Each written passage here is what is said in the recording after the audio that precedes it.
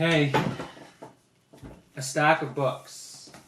What are we doing, Maureen? Well, you're going to talk about books that we have read or are reading in our house, which is something both of us like to do.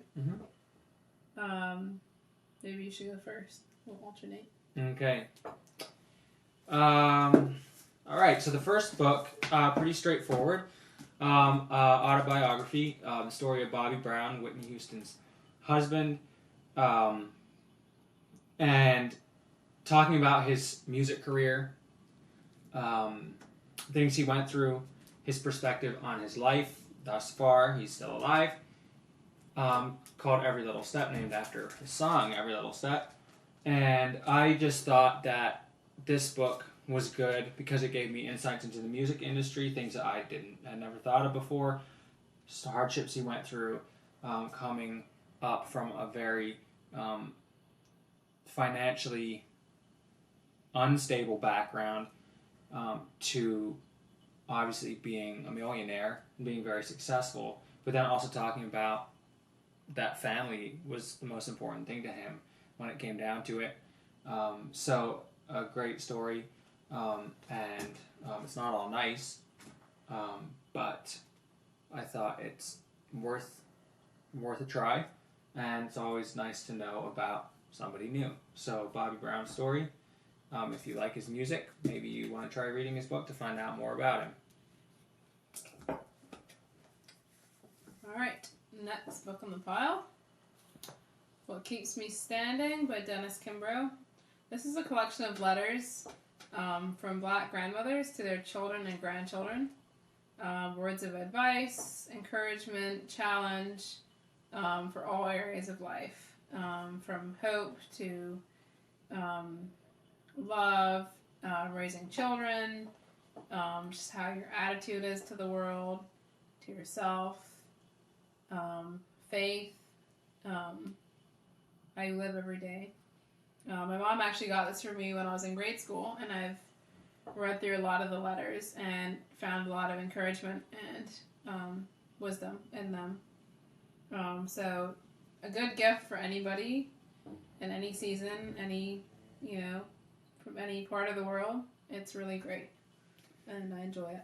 Yeah, when we were recording, she made me get this book, and because I'm lazy, it took me a couple weeks to get it, but it is really worth it. It's a really great book, and it also helped me understand some things about Maureen through what some of these authors said, because we would talk about it. We'd talk about issues that came up in the book, and she would say, hey, read this thing, I like this because... so it was helpful, and it's a worthwhile book that is definitely based in faith. So. Faith and also history. These people have lived through incredible poverty, sharecropping, this kind of thing.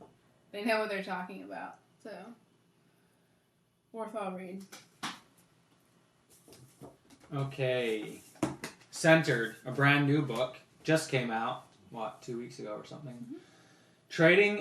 Trading Your Plans for a Life That Matters by Jason Brown, former NFL center, the highest paid NFL center, I believe in 2006, is when he not just changed his career, but changed his life. As you can see from the front, there he is in a flannel shirt with a sheep, and he became a farmer. This is an amazing story of how Jason and his wife, Tay, and their now 8 kids, have gone from the NFL and living the American dream and gone to farming. An amazing story. Why did I pay attention to this when I heard about their story? Because I felt like their story is similar to the decision that Maureen and I made to trade maybe some plans that would benefit solely us to live in live at the Bruderhof, and actually live, like this title says, a life that matters. For them, it as well is completely tied to their faith, and it was a total leap of faith, and they lost almost all their money because of that leap of faith to change their lifestyle and to go from throwing the pigskin to literally growing pigs. So a fantastic book. Definitely read this.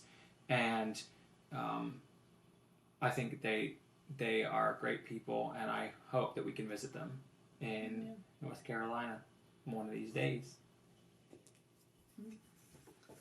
Alright, next book on the stack is about the Bowery Mission, Grit and Grace on Manhattan's Oldest Street.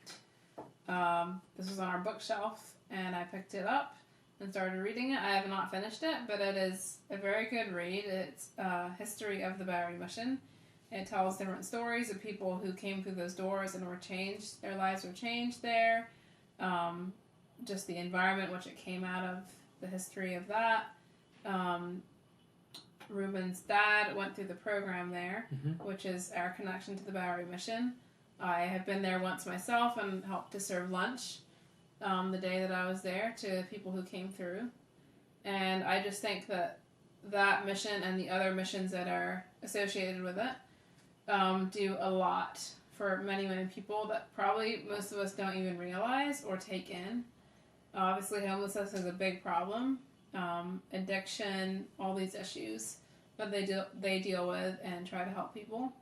So I find it interesting just to know like what has gone into this mission and the vision behind it and what they do. So that's that, and I will continue reading it. Yes, a great book. I was at the launching of that book at the Bowery. I was invited to speak there as the son of a graduate. So I guess I was speaking on my dad's behalf because he's passed on, but yes, that's a great book. And you should just go there and volunteer any day of the week if you can. Okay. Yeah, so finally, Streams in the Desert, our daily devotional that we do read every day at breakfast. And it is an eclectic bunch of quotes that are all have parts of the Bible attached to them, and biblical poetry or faith-based poetry, songs and lyrical poems, that type of thing. And so we wanted to share it to basically give you a little insight into something we do every day. And we read it with whoever comes to our breakfast table. We have different people from the community that come, and they all have to suffer through here, and we read it every day. But it's great. Her mother gave it to us, and we just decided to do that in the mornings. Yeah. It's different from other readings that I've previously had, which is cool. You sort of just got a new, fresh angle on different issues in life, like courage or hope or challenges that come at you from various authors. Yeah. So I'm sorry. Go ahead. And it seems to have like very unlikely analogies, and sometimes a piece will start off and it seems totally unconnected, like two different people or two different little tiny anecdotes that it's talking about, but somehow it pulls them together. So it's interesting. Hopefully you enjoyed our little moment of literature. And if you want to know anything more about these books or want to suggest that we, read anything different, or you have something you want to share, please let us know. And yeah, until next time. Thanks.